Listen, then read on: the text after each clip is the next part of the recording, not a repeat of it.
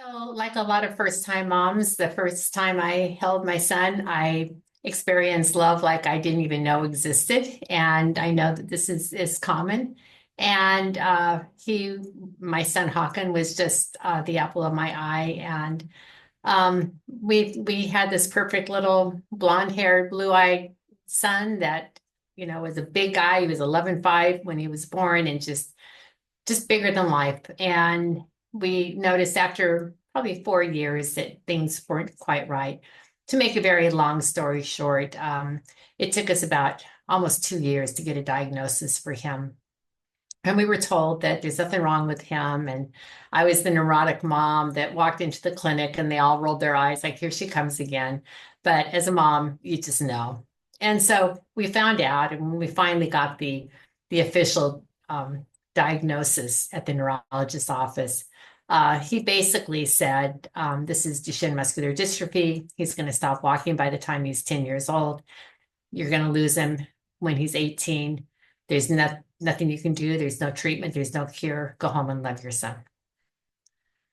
So obviously, just heartbreaking, terrifying. It was just like a nightmare that wouldn't go away for a long, long time. And we decided to do something about it. Early on in this journey, I read something, a line that I'd never heard before. It was, if you want to see God laugh, tell him your plans. And I was always somebody who knew what my future was. I was in total control. I knew what my career was going to be. Got married, had a wonderful husband. My son was going to be this, this, and this. And I had it all planned out. And that sentence said so much to me, that we really are not in control of our lives. And that as a mom, you lead with love. And where that takes you is completely off the path that you thought you had. And in this case, it made me a much better person. I wish that, I didn't have to go through that to become a more caring and compassionate person. But as a mom, it's just deepened my love for Hawken and my commitment to not only Hawken, but to all the other moms that are caring for their sons with Duchenne. And so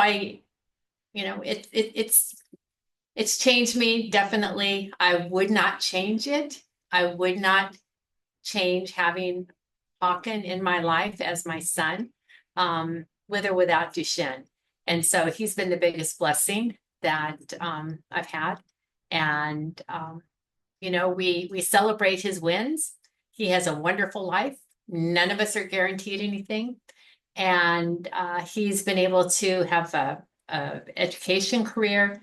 He's working full time, and he's got a lot of really good friends, and he's happy. And that's what you want for your child, whether they are touched by a disease or not. The sooner you can accept it and go with plan B, the better. You have to go through a grieving process, but once you come out of that and you start looking at plan B and making sure that your child is focused on the things that they can do and not those things that they cannot do, life becomes much easier. And there really are an awful lot of opportunities for kids with disabilities. And I think that allowing them to have a life, allowing them to make mistakes, allowing them to be kids and, mess up is really important. I will just close by saying that being a mom is the greatest thing in the world. Whether your child has a disability or not, it's the best gift there is in the world.